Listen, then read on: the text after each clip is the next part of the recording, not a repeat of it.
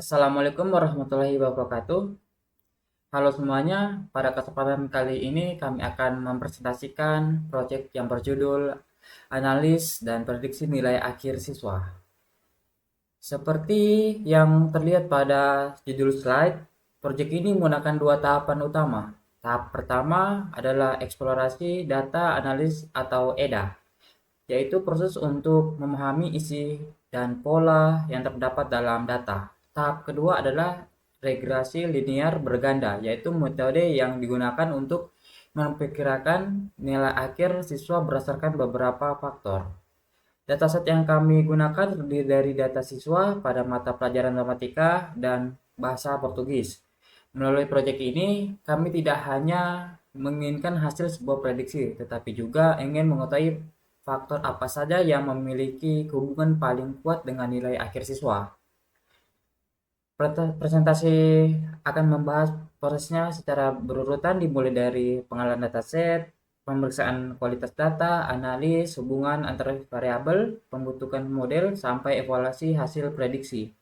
Selanjutnya, Izam akan memperkenalkan tim yang terlibat dalam proyek ini. Oke, terima kasih Dias atas kesempatan yang telah diberikan kepada saya. Pada slide kali ini juga ditampilkan anggota tim yang terlibat dalam penyusunan proyek ini, yaitu Muhammad Iltizam atau saya sendiri, dan Dias Ilham Kurniawan, dan Dimitrio, dan yang terakhir yaitu Aryaneta. Proyek ini disusun untuk mata kuliah Big Data Predictive Analytics yang diampu oleh Ibu Enda Putri Atika, MKOM. Walaupun presentasi video ini dibawakan oleh 3 orang, yaitu Dias, Izam, yaitu saya sendiri dan Rio, seluruh anggota tetap berkontribusi dalam proses penyusunan proyek ini. Dalam pengerjaannya, kami menggunakan Python melalui JupyterNet Notebook atau Google Colab biasa disebut. Python digunakan untuk membaca data, memeriksa kualitas data, membuat visualisasi, membangun model regresi, serta menghitung hasil evaluasi. Setelah mengenal tim penyusun, berikutnya Rio akan menjelaskan tentang performa akademik siswa yang perlu dianalisis menggunakan data. Oke, terima kasih Mas Izam. Pada slide ini terdapat pernyataan utama, yaitu mengapa performa akademik siswa perlu dianalisis. Nilai akhir siswa tidak hanya berkaitan dengan kemampuan saat mengerjakan ujian. Di dalam dataset terdapat berbagai informasi yang dapat berhubungan dengan nilai tersebut, seperti nilai pada periode sebelumnya, waktu belajar, riwayat kegagalan, pendidikan orang tua, kondisi keluarga, pergaulan, konsumsi alkohol, dan rencana melanjutkan pendidikan. Sederhananya, nilai akhir merupakan hasil dari proses yang panjang. Dua siswa dapat memperoleh hasil yang berbeda, meskipun berada pada sekolah atau mata pelajaran yang sama, karena kebiasaan dan latar belakang mereka yang juga berbeda. Oleh karena itu, analisis data digunakan untuk mencari pola dari berbagai faktor tersebut. Analisis ini tidak langsung menyatakan bahwa satu faktor pasti menjadi penyebab perubahan nilai, tetapi menunjukkan faktor mana yang memiliki hubungan lebih kuat dengan performa akademik. Dalam proyek ini, pola tersebut kemudian digunakan untuk membuat model yang dapat memperkirakan nilai akhir siswa.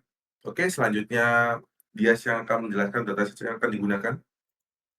Oke, terima kasih. Pada slide ini dapat dilihat bahwa dataset yang digunakan adalah student alkohol konsumsi dataset yang diperoleh dari Kaggle. Dataset ini terdiri dari dua bagian. Bagian pertama adalah dataset matematika yang berisi dari 395 baris data siswa.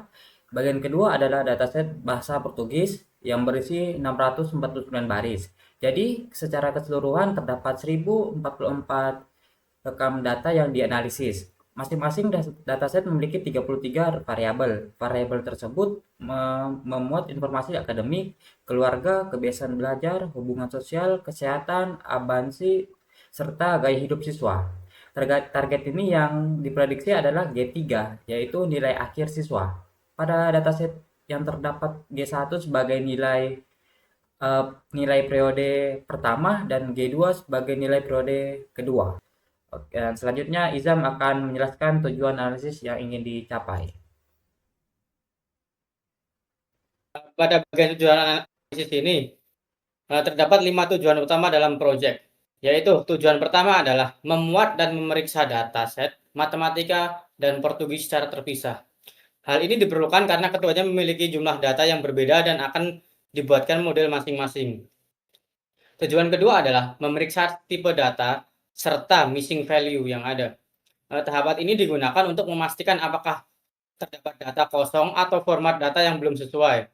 Dan tujuan yang ketiga adalah mengubah data kategorial menjadi numerik, seperti data yes, no, jenis sekolah, dan pekerjaan orang tua tidak dapat langsung dihitung oleh model sehingga harus diubah menjadi bentuk angka.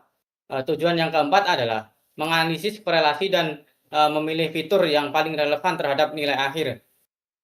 Dan tujuan yang terakhir adalah membentuk dua model regresi linear berganda, yaitu model matematika dan model Portugis. Kemudian membandingkan kinerjanya antara keduanya. Jadi, tujuan proyek bukan sekedar membuat prediksi, tetapi juga memahami proses dan faktor yang berada di balik hasil prediksi tersebut. Selanjutnya, Rio akan menjelaskan alur prediksi yang dilakukan. Oke, pada slide ini ditampilkan tahapan analisis dari awal sampai akhir. Tahap pertama adalah memuat kedua dataset ke dalam program menggunakan Pandas. Setelah data terbaca, tahap berikutnya adalah memeriksa ukuran data, tipe setiap kolom, serta keberadaan missing value. Selanjutnya, variabel kategorial diubah menjadi angka menggunakan one-hot encoding. Setelah seluruh variabel dapat dihitung, dilakukan EDA atau analisis awal untuk memahami karakteristik data. Tahap berikutnya adalah analisis korelasi. Korelasi digunakan untuk melihat variabel mana yang memiliki hubungan paling kuat dengan G3. Dari hasil tersebut, dipilih 10 fitur terbaik. Data kemudian dibagi menjadi dua bagian, yaitu data training untuk melatih model dan data testing untuk menguji model. Model yang telah dibuat kemudian digunakan untuk menghasilkan prediksi. Terakhir, hasil prediksi dibandingkan dengan nilai sebenarnya menggunakan MAE, MSE, RMSE, dan R2. Seperti kalimat yang terdapat di bagian bawah slide, proses ini dilakukan secara berurutan, mulai dari data mentah sampai menjadi sebuah kesimpulan. Berikutnya, Mas Dias akan menjelaskan hasil pemeriksaan kondisi data. Oke, pada slide ini terlihat hasil pemeriksaan dataset matematika dan Portugis. Dataset matematika memiliki 365 baris dan 33 kolom, sedangkan dataset Portugis memiliki 649 baris dan 33 kolom. Masing-masing dataset terdiri dari 16 kolom numerik dan 17 kolom kategorikal. Kolom numerik adalah kolom yang sudah berisi angka dan dapat langsung digunakan dalam perhitungan. Contohnya adalah usia, waktu belajar, jumlah kegagalan, absensi, G1, G2, dan G3. Sementara itu, kolom kategorikal berisi dari atau kelompok tertentu seperti jenis kelamin, sekolah, pekerjaan orang tua, dan jawaban yes atau no. Bagian penting lainnya adalah hasil missing value seperti yang terlihat pada slide. Jumlah missing value yang pada kedua dataset adalah 0, artinya tidak terdapat data kosong yang harus dihapus ataupun diisi. Kondisi ini memudahkan proses analisis karena seluruh baris dapat digunakan. Namun data kategorikal masih perlu diubah agar dapat diproses oleh model. Proses perubahan tersebut akan dijelaskan oleh Izam pada slide berikutnya. Oke, baik. Pada slide one hot encoding ini dijelaskan mengapa data berbentuk teks harus diubah menjadi angka. Kenapa? Karena komputer dan model regresi bekerja melalui perhitungan matematis. Oleh karena itu, kategori seperti yes, no, jenis sekolah, atau bahkan pekerjaan orang tua tidak dapat dihitung melalui perhitungan matematis. Metode yang digunakan dalam proyek adalah one hot encoding. Metode ini membuat kolom baru untuk mewakili suatu kategori. Contohnya dapat dilihat pada slide ketika variabel Heiger bernilai yes, maka kolom Heiger yes diberi nilai 1, seperti jawabannya no, akan diberi nilai menjadi 0. angka 1 dan 0 tersebut bukan berarti satu kategori lebih baik daripada kategori lain. Angka tersebut hanya menjadi tanda bagi komputer bahwa suatu kategori ada atau tidak ada. Alasan one-hot encoding lebih tepat untuk variabel yang tidak memiliki tingkatan. Setelah proses tersebut, seluruh data dapat digunakan dalam analisis korelasi. Jadi, proses ini dapat diibaratkan sebagai penerjemah bahasa manusia menjadi bahasa angka yang dapat dipahami oleh komputer. Setelah seluruh data siap, Rio akan menjelaskan analisis korelasi pada slide selanjutnya. Pada slide ini, ditampilkan analisis korelasi untuk mengetahui variabel apa yang paling berhubungan dengan nilai akhir atau G3. Korelasi memiliki nilai antara -1 sampai +1. Nilai yang mendekati +1 menunjukkan hubungan positif yang kuat. Artinya, ketika satu variabel meningkat, variabel lainnya juga cenderung meningkat. Nilai yang mendekati -1 menunjukkan hubungan negatif yang kuat. Artinya, ketika satu variabel meningkat, variabel lainnya cenderung menurun. Sementara itu, nilai yang mendekati 0 menunjukkan hubungan yang relatif lemah. Perhatikan visualisasi pada slide. Warna atau angka yang lebih besar menunjukkan hubungan yang lebih kuat dengan G3. Dari hasil analisis, G1 memiliki hubungan positif yang kuat dengan G3. Artinya, siswa yang memiliki nilai periode pertama lebih tinggi cenderung memiliki nilai akhir yang lebih tinggi. Variabel failure menunjukkan hubungan negatif antara semakin banyak riwayat kegagalan. Nilai akhir siswa cenderung lebih rendah. G2 sebenarnya memiliki hubungan yang sangat kuat dengan G3, tetapi tidak digunakan dalam model untuk mencegah data late age. Selanjutnya, Mas Jesse akan membahas dua temuan utama tersebut melalui grafik. Oke, pada slide temuan G1 dan Failures ini, pertama adalah hubungan antara G1 dan G3. Perhatikan scatter plot atau grafik sebar yang ditampilkan. Setiap titik mewakili satu data siswa. Sumbu mendatar menunjukkan nilai G1, sedangkan sumbu tegak menunjukkan G3. Pola titik cenderung bergerak dari kiri bawah menuju ke kanan atas. Pola tersebut menunjukkan bahwa siswa dengan nilai awal lebih tinggi cenderung memperoleh nilai akhir yang lebih tinggi. Temuan kedua adalah hubungan antara Failures dan G3.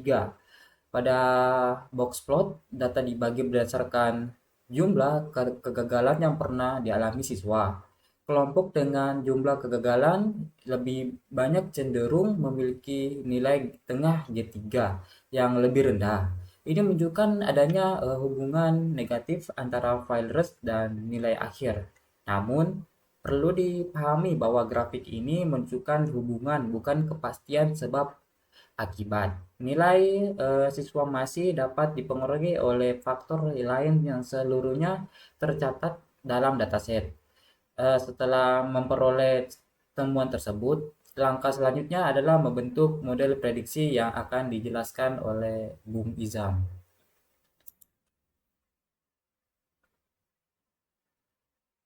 Pada slide pembentukan model ini menggunakan regresi linear berganda. Kenapa menggunakan regresi linear berganda? Karena nilai akhir tidak diprediksi hanya dari satu faktor. Model mempertimbangkan beberapa fitur secara bersamaan. Dalam persamaan yang ditampilkan, G3 adalah nilai yang ingin diprediksi. Huruf X mewakili fitur-fitur yang digunakan, sedangkan nilai B menunjukkan kontribusi masing-masing fitur dalam perhitungan. Model memiliki 10 fitur numerik yang memiliki korelasi paling kuat terhadap G3. Variabel G2 tidak dimaksudkan untuk mencegah data legal. Data kemudian dibagi menjadi 80% data training dan 20% data testing. Pada training dapat diibaratkan sebagai bahan belajar. Model melihat pola dari data tersebut untuk memahami hubungan antara beberapa fitur dengan nilai akhir. Data testing dapat diibaratkan sebagai soal ujian. Data ini tidak digunakan dalam model belajar sehingga dapat menunjukkan apakah model benar-benar mampu memprediksi data baru. Model matematika dan Portugis dibuat secara terpisah agar hasil keduanya dapat dibandingkan secara lebih akurat. Berikutnya adalah Rio akan menunjukkan hasil nilai-nilai aktual dan nilai prediksi. Pada slide ini, terdapat grafik yang membandingkan nilai aktual dengan nilai hasil prediksi. Nilai aktual adalah nilai G3 yang benar-benar terdapat di dalam dataset. Sementara itu, nilai prediksi adalah hasil perkiraan yang dibuat oleh model regresi. Perhatikan garis diagonal pada grafik. Garis tersebut menggambarkan kondisi ketika nilai prediksi sama dengan nilai aktual. Apabila sebuah titik berdekatan dengan garis, berarti hasil prediksi model cukup dekat dengan nilai sebenarnya. Sebaliknya, apabila titik berada jauh dari garis, selisih prediksinya lebih besar. Pada kedua grafik, masih terdapat titik yang tidak tepat berada pada garis. Hal ini wajar karena model tidak mungkin memperkirakan seluruh nilai dengan sempurna. Grafik ini membantu kita memahami hasil model secara visual, bukan hanya melihat angka evaluasi, tetapi juga melihat bagaimana persebaran kesalahan prediksi. Secara sederhana, grafik ini menunjukkan beberapa dekat tebakan model dengan nilai akhir siswa yang sebenarnya. Untuk mengatur ketepatan tersebut secara lebih jelas, Mas Dias akan menjelaskan hasil evaluasi model. Oke, pada slide evaluasi model ini, MAE menunjukkan rata-rata selisih antara hasil prediksi dengan nilai sebenarnya. Semakin kecil MAE, semakin dekat hasil prediksi model. MSE juga mengukur kesalahan tetapi memberikan hukuman lebih besar terhadap kesalahan yang nilainya jauh karena kesalahan dikuadratkan. Satu prediksi yang sangat meleset akan memberikan pengaruh besar. RMSE merupakan akar dari MSE. Nilainya lebih mudah dipahami karena kembali menggunakan skala yang sama dengan nilai siswa. Terakhir, R pangkat 2 menunjukkan seberapa besar variasi nilai akhir dapat dijelaskan oleh model. Model matematika memperoleh R pangkat 2 sebesar 0,6819 atau sekitar 68,9%. Model Portugis memperoleh R pangkat 2 sebesar 0,6999 atau sekitar 69,99%. Artinya, kedua model mampu menjelaskan sekitar 70% variasi nilai akhir. Sisanya berkaitan dengan faktor lain yang belum dimasukkan ke dalam model. Karena model Portugis mempunyai nilai kesalahan lebih rendah dan R2 sedikit lebih tinggi. Model Portugis memberikan hasil yang sedikit lebih baik. Selanjutnya, Izam akan menyampaikan kesimpulan proyek. Oke, pada kesimpulan proyek ini, berdasarkan seluruh proses analisis yang terdapat pada proyek ya, terdapat beberapa kesimpulan utama yang dapat dilihat pada slide. Yang pertama adalah dataset matematika dan Portugis memiliki data yang lengkap serta tidak mengandung missing value. Dan yang kedua, variabel kategorial berhasil diubah menjadi numerik menggunakan one hot encoding sehingga dapat digunakan dalam analisis. Dan yang ketiga, fitur untuk model dipilih berdasarkan kekuatan korelasinya terhadap G3. Setelah G2 dikeluarkan, G1 menjadi salah satu faktor yang paling kuat hubungannya dengan nilai akhir. Dan yang keempat, failures memiliki hubungan negatif. Siswa dengan riwayat kegagalan lebih banyak cenderung memperoleh nilai akhir yang lebih rendah. Dan yang kelima, model regresi linear berganda mampu menjelaskan sekitar 68-70% variasi nilai akhir. Model Portugis menunjukkan performa nilai lebih sedikit daripada model matematika. Nah, pesan utama dari proyek ini adalah data yang awalnya hanya berupa angka dapat diolah menjadi informasi yang membantu kita dalam memahami pola akademik siswa. Namun hasil prediksi bukan menentu mutlak melalui keberhasilan siswa karena masih terdapat banyak faktor lain di luar dataset. Untuk menutup presentasi, saya serahkan kepada Rio. Terima kasih Mas Izam.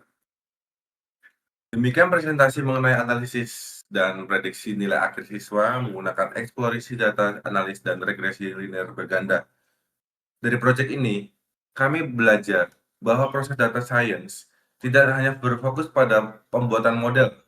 Sebelum model dibuat, data perlu diperiksa, dibersihkan, diubah ke format yang sesuai, dan dipahami melalui berbagai visualisasi.